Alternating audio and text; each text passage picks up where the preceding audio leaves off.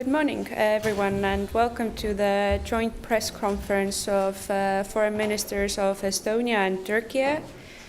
First, the ministers will make their statements. I'll give word to Foreign Minister of Estonia first, please.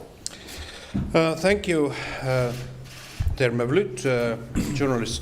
I'm proud to receive my colleague already visiting fourth time Estonia here in Tallinn. And we spoke on our bilateral relations, which are good.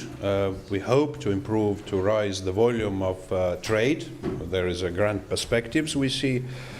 And the center point of gravity. We spoke about war, about peace, about security. And first, let me commend all this military support Turkey is delivering to help Ukraine. I welcome the establishment of Bayraktar factory in Ukraine and all these efforts Turkey is making to deliver needed arms to Ukraine. I stressed Estonia and convinced that Ukraine needs to prevail, Ukraine needs to win this war, and therefore all the like-minded countries need to rise the ambition to deliver weapons, and we should take Russian top leaders accountable for the atrocities they have committed. And we spoke also about the affairs of NATO. Estonian expectations towards Vilnius summit are that we need to review our region defense plans, and this is a must from our vision on this particular security crisis Europe faces. And also we spoke about the NATO enlargement, and I stated clearly that for Estonia it is an existential issue that in a smooth way the Finland and Sweden could become full members of NATO, and we would like to see a smooth movement in that direction. And what is very important that we should not let in harm our strategic security vision by any provocations which might be also implemented by our joint adversaries. So this was my clear message, and Turkey is a solid and strategic partner of Estonia in security affairs, business affairs, in all the issues we can cooperate. But this issue about the NATO enlargement, I think now it has for Estonia, for our region country, for a stability and leverage to all NATO family, a vital importance. Thank you. Foreign Minister of Turkey, please. Thank you. Thank you very much, Urmas, for the kind words and for the warm hospitality. I'm very happy to be in Tallinn once again. This is my fourth visit since I became Foreign Minister of Turkey. And thank you very much also for the very useful, fruitful discussions that we had today. And I would like to also express my happiness that the reciprocal visits between two countries have been intensified and very result oriented. And we have indeed strong relations with Estonia. Estonia is a friendly country, ally. And next year we will celebrate 100th anniversary of our diplomatic relations. I am sure we will organize some events both here in Estonia and in Turkey to celebrate the centenary of our diplomatic relations next year. And during the meetings today, we discuss on bilateral issues. We had good discussion, and we discuss how to further our economic cooperation. The trade volume has been increasing. Last year it was increased by 15% and surpassed $400 million. So today we decided to set a new target, maybe $1 million. I'm sure we will be able to reach that target in a few years because the potential is big, and we are strengthening our ties and also establishing new mechanisms. Our trade minister, Mevlüt Muş, was here, and we decided to establish a JETCO mechanism and planning to have the first meeting of this new mechanism aiming to further strengthen our economic ties this year. And last year, 2 Turkish exporters associations visited Estonia. And the most recent project between Turkish and Estonian companies was launched last week in a shipyard in Turkey. And I was happy to see that Estonia's e-residency program is attracting interest from Turkey, and more citizens and more companies, which is also mutually beneficial. We value the people-to-people contact, and the number of the tourists coming from Estonia to Turkey, particularly to my hometown Antalya and Alanya, has been increasing. And during the summer, there are direct flights from Estonia to Bodrum and Antalya as well. Turkish Airlines has direct flight between Istanbul and Tallinn, daily flights. And Turkish students are very much interested to continue their education here through Erasmus programs and also through the cooperation between the universities. And I'm very happy to see that Estonian students are interested in Turkish language and literature at University of Tallinn.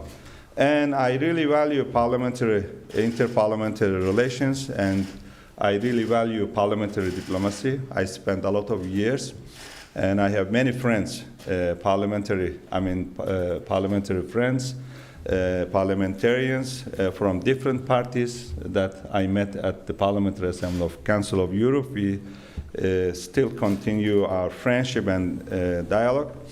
And we should also plan a visit at the speakers level. I was told that the last visit was in 1997. Yes, Foreign Affairs committees have been visiting each other. I was also very happy to receive your committee last year in Ankara. Today we also discuss cooperation opportunities in defense industry, which is also promising.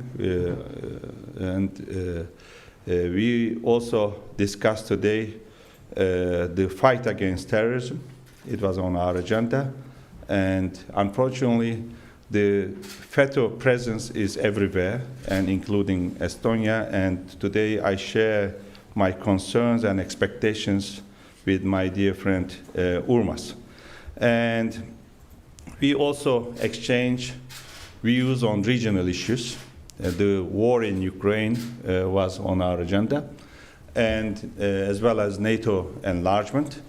And while we continue rejecting the war and we continue supporting Ukraine, Turkey has been spending a lot of efforts to end this war. It has to be a fair peace, and it should be a fair peace for Ukraine particularly, because it is Ukraine's territories that have been under occupation and that has been attacked. So to that end, we will continue our efforts. And we maintain our dialogue with Russian Federation as well. And unfortunately, this situation is more complicated at this moment. It was much easier in the initial days or weeks or months of the war last year. But we have to continue. And the grain deal and prisoners exchange, as well as Zaporizhzhia nuclear plant talks, show that diplomacy pays off. So we will continue our efforts. So at the end, I would like to once again extend my invitation to my dear friend Urmas. I'm going to be received by President today as well. It will be my honor. And I will extend President invitation to your President, Karis, today to Antalya Diplomacy Forum, to the third edition of Antalya Diplomacy Forum in March. Once again, thank you very much. Thank you, ministers. Now we are ready to take questions. Just a reminder that please state your name and outlet before asking your question. Please. My name is Astrid Kannel, Estonian Public Broadcasting. Question to you. If Finland and Sweden were member states of NATO, we would be much safer here. It's a very important question to us. Do you understand how important it is for us? And do you, as an ally and a friend of Estonia, do you feel that you have done enough for us in such a question? Thank you very much. Very good question. Yes, we do understand Estonia's security concerns, as well as the security concerns of those two countries, your neighbors in the north, I mean Finland and Estonia. And that's why Turkey has been actually doing its best to strengthen the NATO missions and activities here at the eastern flank of NATO. And it is very clear in the NATO documents there are two threats for NATO: Russian Federation, like it or not, and terrorism.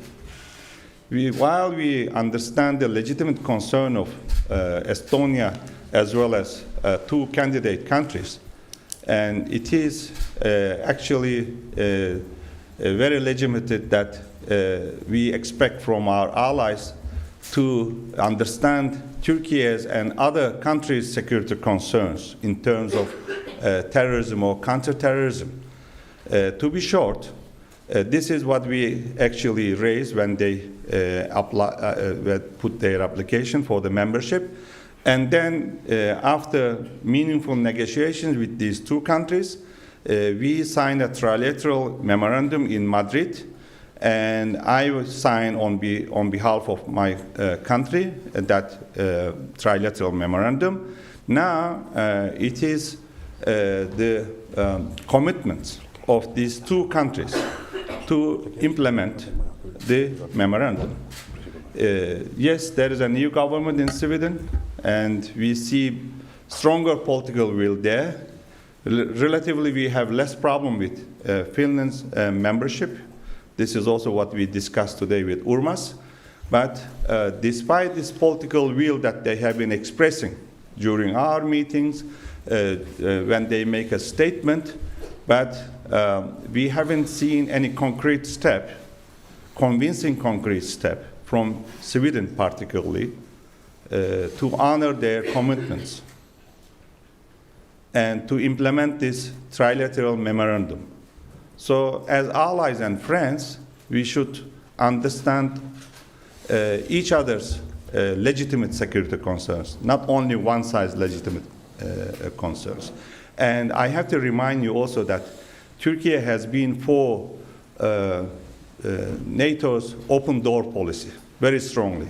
And since Bucharest summit, it was 2008, as far as I remember, Turkey has been reminding NATO at every summit and ministerial meetings that those aspirant countries had to be NATO member. So we are not against NATO enlargement. We are strongly supporting this, but our security concerns have to be also met. Thank you. So truly, we discussed, and Mevlüt explained me the Turkish view on that matter, but I stressed clearly that Although it's unfortunate that the high-level dialogue has now frozen, it is a positive, as I spoke with my Swedish colleague yesterday evening, that Sweden is fully continuing in the process of implementing the memorandum, and I hope that in the most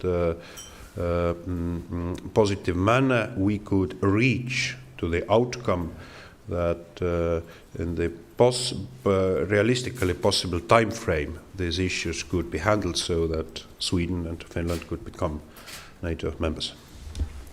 Hi, I'm Reinsalu from Finnish Broadcasting Company.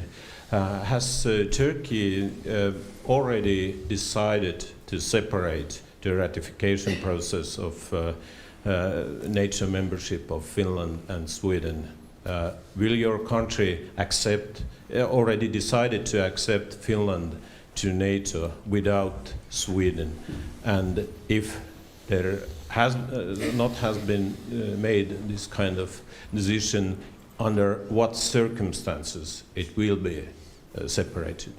Thank you very much. I have just repeated what President Erdogan and myself have been repeatedly underlining from the beginning, that we have less problems with Finland.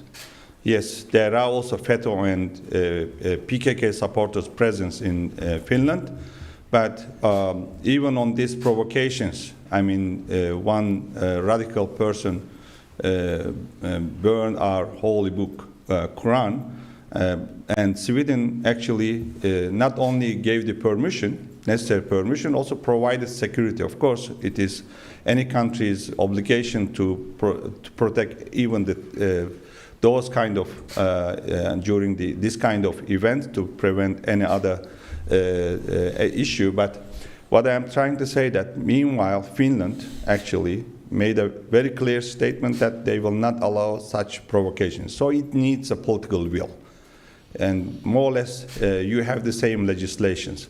So to be short, we have less problem with Finland's membership. This is what we have been repeatedly underlining. Nevertheless, it is not up to me actually to separate two membership processes. It is up to two countries, because they signed together, and now we have one protocol, and one protocol of two countries' possible membership applications. And once this protocol is ratified by all the members, both of them will become NATO member. At this moment, it's not up to Turkey to separate this. It's up to these two countries, but mainly NATO.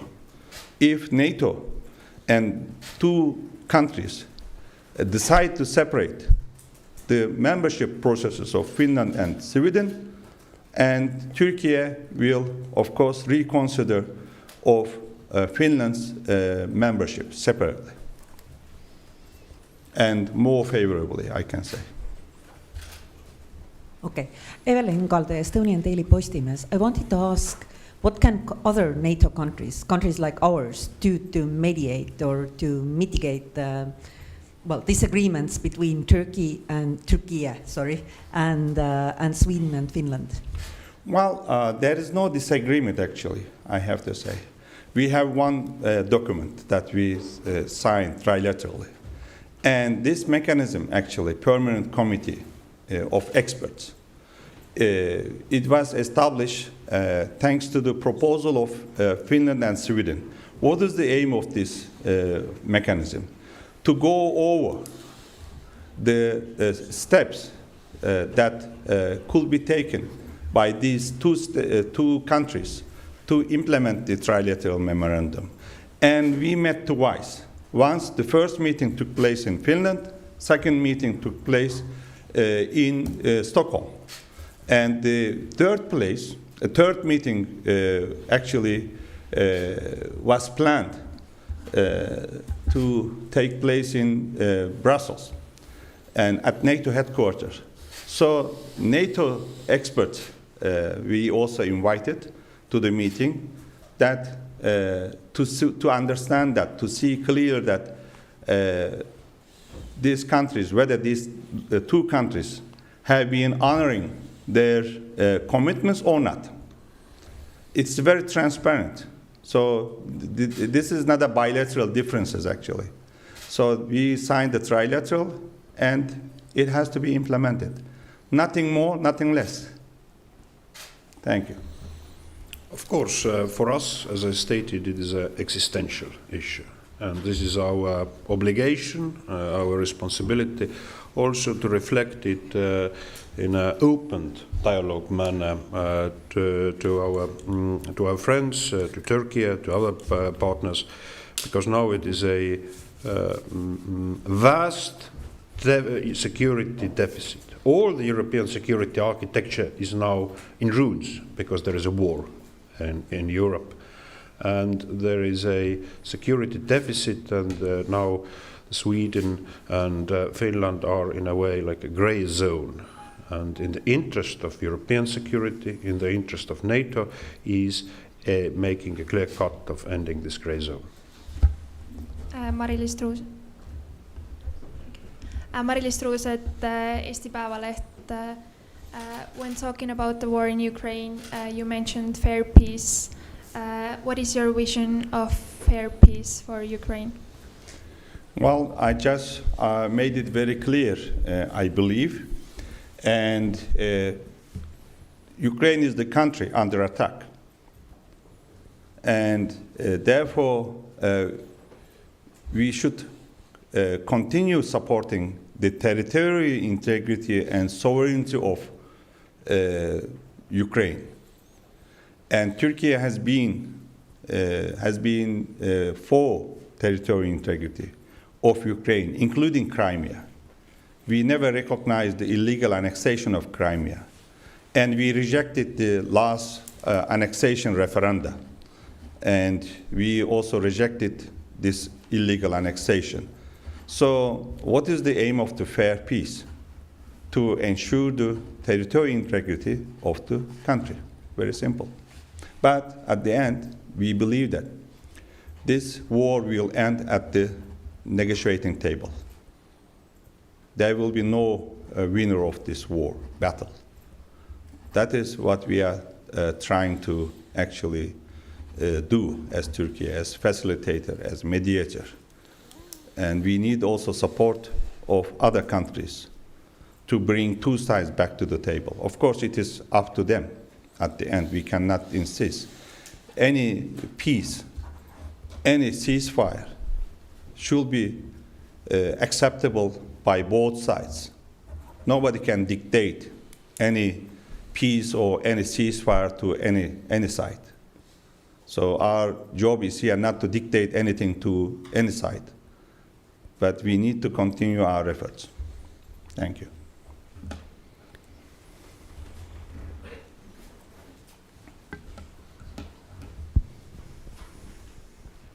Sander Teras, TV3 News. Have you ever considered that those demonstrations that happened in Sweden in past recent weeks that made you tighten your grip on Sweden may have been Russian inflated provocations? Are you putting this question to me again? Yes.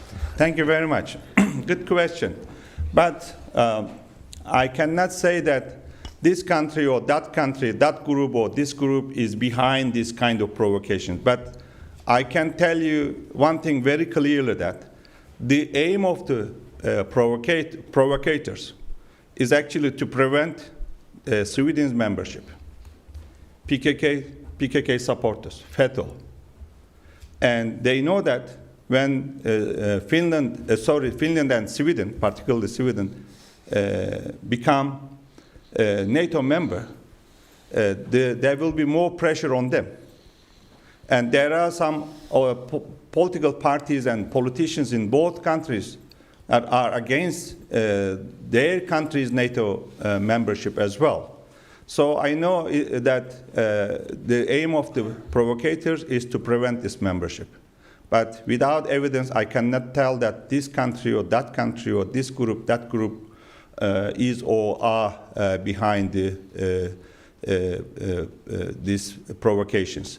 But PKK supporters, PKK YPG supporters there continue financing PKK YPG. They continue recruiting people for PKK YPG, for terrorist organizations. And then they continue PKK propaganda with PKK symbols and the pictures of the leader of the terrorist organization. And Sweden actually committed to prevent such acts in Sweden. So it doesn't matter who is behind that. There could be somebody or some countries. But regardless of that, it is Sweden's mandate and commitments to prevent such provocations and terrorist acts. Okay, But truly, we have to always ask, as we remember from the past, quo prodest? I think there were, for a moment, Christmas in Kremlin. And I spoke also yesterday with my Swedish colleague. In that information he passed that Sweden has attributed a vast, global, centrally orientated false info operation which takes place. And I hope the Swedish authorities will in the near future give additional info on that. One last question, please. May I ask one very speculative question for you, Turkey Foreign Minister? If you may. Feel free. Yeah, I mean, I'm not the host here, but if you say- want to ask any question to me, feel free, whether it is provocative or not. Okay. Let's say that you are the only one to know that Russia will attack Sweden and Finland in next few weeks. What would you do? Will you let them in NATO? Well, regardless of any provocations or any threat, our position is very clear. As long as they implement the trilateral memorandum, we will consider favorably. But without implementation, whatever the situation is, our position is very firm. And as I said at the beginning, our security concerns should be also addressed, not only theirs. Well, thank you. Press conference is over. Thank you, ministers.